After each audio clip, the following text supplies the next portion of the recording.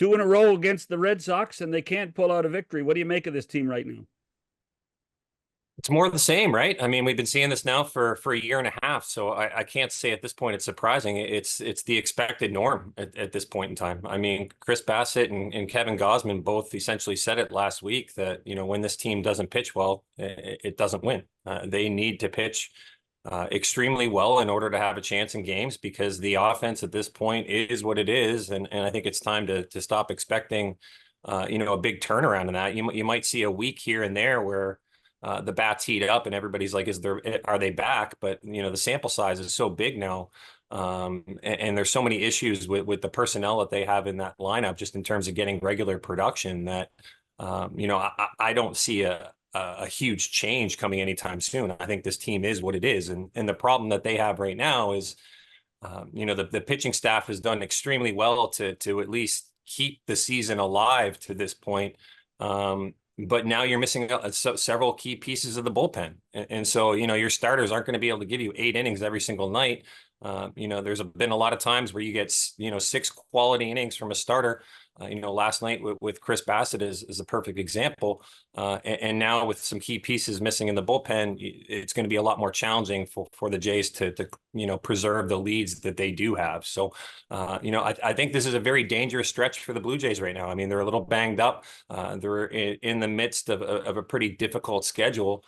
And so, the third wild card hasn't gotten away from them yet. But this next upcoming 2 weeks, with the issues that they have, I mean, it's a very dangerous time, because as hard as it is to fall out of that third race, entirely, they're certainly at least at risk of that if they don't at least tread water here in the next couple of weeks. Look, the issue for me is Martinez. Here's a guy we've been waiting for some time, a guy who has led his league in home runs, I think 3 years in a row. He is a player of significance for the future. And to bring him up and not have a plan to play him and not know where to play him is disgusting. And it is a reflection of the attitude of the front office of the bullpen, of the Blue Jays. It's they seem to want to protect the decisions that they made back in April. And I think it's ridiculous. This guy has got to play every day. Agreed or not? Oh, I completely agree. I mean, what's really strange is that, there's been a lot of talk of this supposed youth movement over the last couple of weeks with the Jays and the guys that they've called up.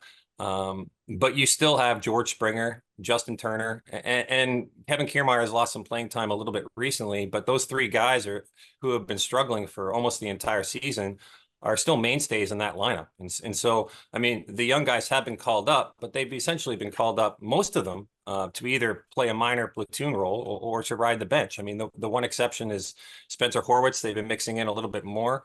But yeah, I mean, it was very surprising yesterday to go to the ballpark. One, to see the fact that Orelvis Martinez had been called up.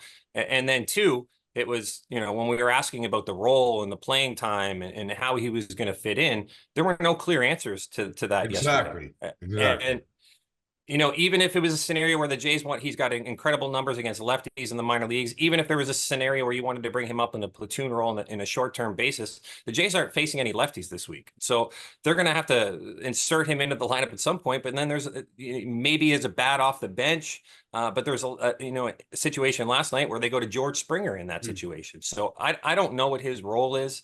I struggle to understand what the role of Addison Barger is as well. I mean, he's right now, he's a guy who gives the Jays more of what they need. He's a guy who can hit the ball hard, and they don't have too many guys who can do that right now. And so if you're based on skill alone right now, he's probably a better option in right field than George Springer. But I don't think anyone in that organization is prepared right now to go into that clubhouse and sit George down and say, look, we're cutting your playing time way back. You're only playing 2 times a week because we're going with Addison Barger. I think the Jays are still probably a year away from making a move like that with Springer. I don't think it's something that they're prepared to do. And so now you've got this kind of awkward situation where, we've all come to know that usually with your prospects, if they're not up in the major leagues playing every day, You want them down in AAA playing every day so that they can continue their development. In particular, Relvis Martinez, because he still has a lot of stuff to work on. I mean, that bat is really enticing defensively, from what I've heard. I haven't seen him enough in person yet. But from what I have seen in spring training and everything, I mean, he still has a lot of work to do defensively. And so, I certainly don't love the idea of him coming up to ride the bench. But then there's the flip side of, I mean, he's one of the rare power bats in this organization right now. This team needs power. So if you are going to bring him up, then you need to shuffle things around and actually make the playing time for him. And they haven't done that. And it's similar with all the other guys they've called up from Buffalo. It's a very strange year in that sense, because it's not usually something that you do, to call these guys up to sit in the bench.